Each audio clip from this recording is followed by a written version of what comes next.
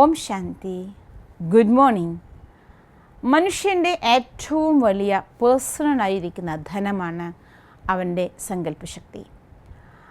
ആ സങ്കല്പശക്തി എന്ന ധനം വിധിപ്രകാരം ഉപയോഗിക്കുമ്പോൾ ജീവിതത്തിൽ എല്ലാ കാര്യങ്ങളും സുഗമമായി കൊണ്ടുപോകാൻ നമുക്ക് സാധിക്കും.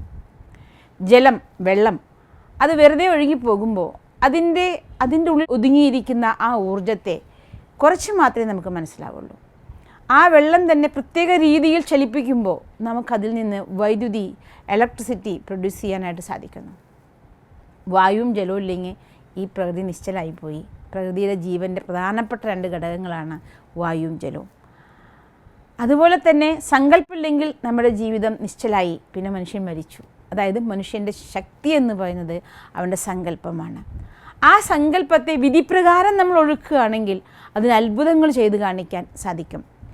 ജീവിതത്തിലെ ഏതു കാര്യം നേടിയെടുക്കാനും ആ സങ്കല്പത്തിന് 5 മിനിറ്റ് സമയം, അത് എപ്പോഴാണോ നിങ്ങൾക്ക് സുഗമമായി മനസ്സ് അനുവദിക്കുന്ന സമയം, അത് ഏത് സമയത്തായാലും കുഴപ്പമില്ല, പ്രഭാതത്തിലോ ഉച്ചയ്ക്കോ അല്ലെങ്കിൽ സന്ധ്യാനേരത്തോ രാത്രി ഉറങ്ങുന്നതിന് മുന്നോ എപ്പോഴാണെങ്കിലും ഒരു 5 മിനിറ്റ് സമയം നിങ്ങൾക്ക് വേണ്ടി, നിങ്ങൾ ആഗ്രഹിക്കുന്ന കാര്യത്തിന് വേണ്ടി പോസിറ്റീവായി ചിന്തിക്കാൻ തയ്യാറായാൽ അത് നിങ്ങൾക്ക് എന്തിനെ നിങ്ങൾ ആഗ്രഹിക്കുന്നോ ആ കാര്യം നിങ്ങളിലേക്ക് എത്തിച്ചേരും. ശുഭഭാവനയുടെ ശക്തി.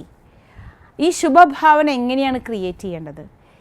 എന്തൊരു കാര്യമാണോ നിങ്ങൾ നേടിയെടുക്കാൻ ആഗ്രഹിക്കുന്നത്, അക്ഷരാർത്ഥത്തിൽ ചിന്തിക്കുമ്പോൾ അതിനു വേണ്ട ബഡ്ജറ്റും അതിൻ്റെ സാധ്യതകളും ഒക്കെ വളരെ വിദൂരത്തിലായി തോന്നിയെന്ന് വരാം.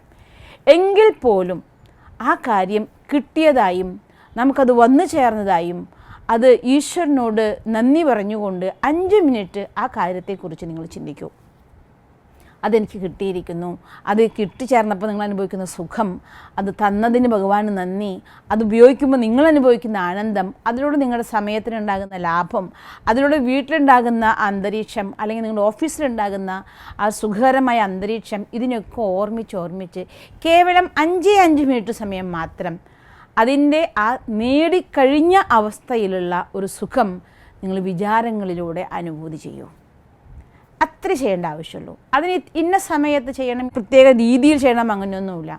ഈ രീതിയിൽ മാത്രം വളരെ ലളിതമായിക്കൊണ്ട് നിങ്ങളത് അനുഭൂതി ചെയ്യുകയാണെങ്കിൽ, ശുഭഭാവന നിങ്ങളതിന് ക്രിയേറ്റ് ചെയ്യുകയാണെങ്കിൽ തീർച്ചയായും കുറച്ച് സമയം കഴിയുമ്പോഴേക്കും അതിനു വേണ്ട എല്ലാ ഒരുക്കങ്ങളും നടക്കുകയും നിങ്ങൾക്ക് ആ കാര്യം പ്രത്യക്ഷത്തിൽ സംഭവിക്കുകയും ചെയ്യും. അത് ഏത് കാര്യമാണെങ്കിലും, ഒരു റിലേഷൻസ് നന്നാക്കാനാണെങ്കിലും, അല്ലെങ്കിൽ ഒരു സാധനം സ്വന്തമാക്കാനാണെങ്കിലും, അല്ലെങ്കിൽ ഒരു സൗകര്യങ്ങൾ നിങ്ങൾ നേടാനാണെങ്കിലും, എന്തിനു വേണ്ടിയാണെങ്കിലും കേവലം 5 മിനിറ്റ് മാത്രം നിങ്ങൾ ഒരു ദിവസം ഉപയോഗിക്കുക. അതിനുശേഷം അതിനെക്കുറിച്ച് മറന്നോളൂ. പക്ഷേ ആ 5 മിനിറ്റ് സമയം അതിനു വേണ്ടി ചിലവഴിച്ച് ബാക്കി നിങ്ങളുടെ സാധാരണ കാര്യങ്ങളിൽ നിങ്ങൾ മുഴുകിയാലും ഒരു നിശ്ചിത സമയം കഴിയുമ്പോൾ അതിനു വേണ്ട എല്ലാ സഹായങ്ങളും നിങ്ങൾക്ക് എത്തിച്ചേരും.